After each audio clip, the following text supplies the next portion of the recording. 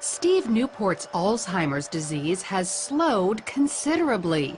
Some of his symptoms even reversed, thanks to an unlikely treatment prescribed by his wife, Dr. Mary Newport, a physician who runs a neonatology ward at a Tampa, Florida hospital. She became determined to help her husband after he failed the so-called Alzheimer's clock test. He drew a few little circles and several numbers, just in a very random pattern, didn't really look anything like a clock. And the doctor pulled me aside and she said, you know, he's actually on the verge of severe Alzheimer's at this point. He's beyond moderate. So that was very, very devastating news. Dr. Newport began learning everything she could about her husband's disease.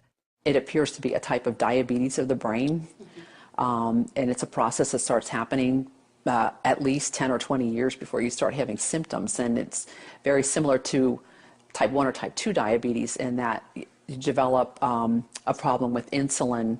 In this case, insulin problems prevent brain cells from accepting glucose, their primary fuel.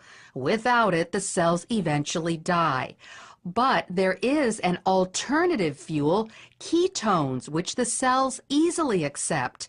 Ketones are metabolized in the liver after you eat medium-chain triglycerides, which are found in coconut oil. So Dr. Newport added coconut oil to Steve's diet. Just 2 weeks later, he took the clock test again, and as you can see, demonstrated stunning improvement. I thought at the time, was it just good luck? Was it a lot of prayer? Was it the coconut oil? And I thought, well, we're going to keep the coconut oil going. Then 3 weeks later, he took the clock test a third time and continued to get better. And it wasn't just intellectually, he also improved emotionally and physically. He was not able to run, he was able to run again. He couldn't read for about 1.5 years. But after somewhere around 2 or 3 months, he was able to read. Instead of being very sluggish, not talking very much in the morning, he would come out, you know, with energy and talkative and joking, and he could find his water and his utensils. Dr. Newport documented Steve's success in a book called Alzheimer's Disease, What If There Was a Cure? She received this stack of thank you letters from other people whose loved ones' Alzheimer's was helped after they followed Steve's diet.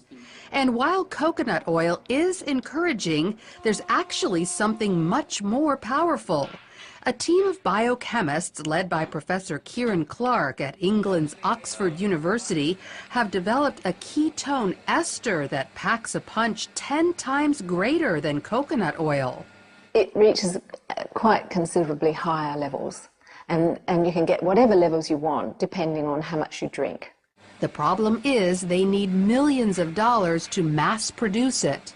Very expensive. And so we can't make very much of it ourselves. And what we would like is funding so that we could actually scale up and make it. But of course, there's no real profit in manufacturing stuff like that. So until a high-potency ketone ester is available to the general public, coconut oil is still a good ketone source.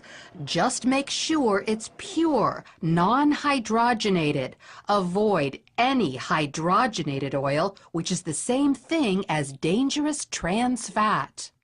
Many people avoid coconut oil because they think it's bad for them, but it's actually very healthy. Dr. Beverly Teeter is a researcher at the University of Maryland who specializes in dietary fats. She says years ago, coconut oil was criticized for raising cholesterol, but scientists have since learned there are 2 kinds of cholesterol, LDL, the bad kind, and HDL, which is very good for you and is the kind coconut oil raises. So they put out the message that it increased serum cholesterol, but the truth of the matter was it was helping the profile of the serum cholesterol. That never has been corrected in the public press, and I think that's the reason people have misconceptions about it. So not only does coconut oil improve your cholesterol levels, Dr. Teeter says the way it helps the brains of some Alzheimer's patients can be extended to people with Parkinson's disease, ALS, epilepsy, dementia, even schizophrenia and autism. And one more thing, coconut oil is a natural antibiotic that also helps kill viruses like HIV and herpes viruses. But the coconut oil tends to keep the bacteria down so that if you're assaulted with the virus, your immune system can concentrate on the virus. It doesn't have to concentrate on 27 other bacteria that you may have been exposed to that day. So consider coconut oil to improve your overall health and perhaps even go so far as to stave off life-threatening diseases. Oh, yeah, that's good. Lori Johnson, CBN News. Food a lot.